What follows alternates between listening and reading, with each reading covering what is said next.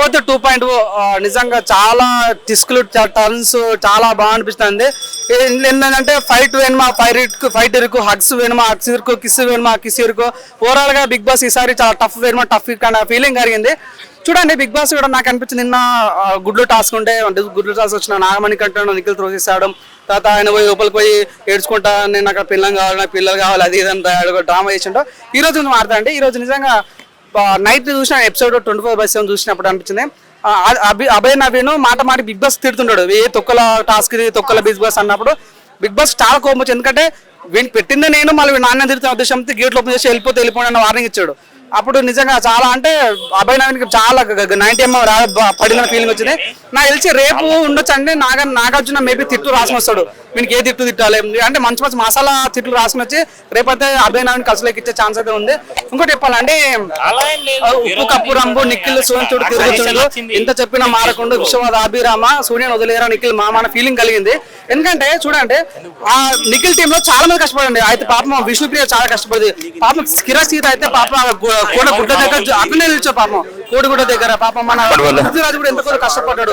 So వీళ్ళందరూ కాకుండా red గుడ్డు తీసుకొని నీకు ఎవరికి ఇస్తావా అంటే సోనియాకి ఇస్తా అంటే అరే ఈయన ఏందో నాకు అర్థం కాలేదు ఇంత కష్టపడ్డా వాళ్ళకి వేయకుండా సోనియా ఏం చేసిందండి పాప ఓన్ గుడ్లు చూసాం తప్ప తను ఏమైనా గేమ్ ఆడింది అన్న చెప్పండి. సో కేవలం మీరు చూడండి ఇంకోటి సోనియా ఉసరు నిన్న ఎపిసోడ్ గురించి మాడతాం. సోనియా ఊసరు ఎందుకు అంటామంటే సో ఆ టాస్క్ అయిన తర్వాత మాకు నిఖిల్ వర్సెస్ సోనియాకి ఒక చిన్న గొడవ అయిందన్నమాట. అన్నం తింటావా అంటే తినను నువ్వు ఇప్పుడు అడుగుతున్నా ముందు అడగలేదని గొడవ అయింది. ఆ తర్వాత బిగ్ బాస్ అందరం పిలిపించి రెడ్ గుడ్ ఉంది ఎవరు కావాలంటే మెల్ల పోయి ఆ రెడ్ గుడ్ కావడం కోసము తన వయసు నిఖిల్కి సారీరా అని అందరం ముందు చెప్తుంది. అంటే గుడ్ కోసం తను ఊసరు వెళ్ళా మారిన ఫీలింగ్ వచ్చింది.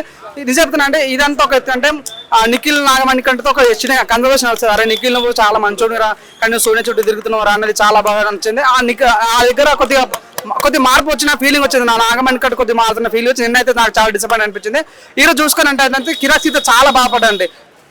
ఇది ఈ మొత్తం ఈ గుడ్డ వేసింది కేవలం ఈ గుడ్లు నిన్న జరిగిన మొత్తం అంతా ప్రభావిత 2.0 గుడ్లు మొత్తం గుడ్ల మాయ జరిగింది. సో నిన్న ఎపిసోడ్ అయితే చాలా రసవంతంగా అయితే అభయ్ నవీన్ వర్సెస్ నిఖిల్ అంకకుండా నాగమణి కంటే తోచేస్తాడు. ఆ నాగమణి కంటే ఏరి గాల్లో పడతాడు తను అనటం నాగమణి కంటే గాల్లో పడతాడు. సో అభయ్ నవీన్ పెట్టి దెబ్బలు ఆయన రెస్ట్ తీసుకోరా అని అంటే నాగమణి కంటే పోయి కట్టమూసుకొని నాకు నా పిల్లలు కావాలి నా పిల్లలు కావాలి.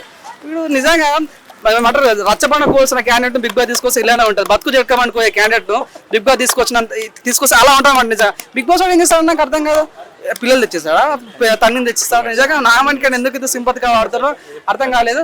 సో ఇదండి ఈసారి అయితే చాలా రసవంతంగా జరిగిందన్న ఫీలింగ్ అయితే వచ్చింది. Wish all the best. చాలా విష్ణుప్రియ చాలా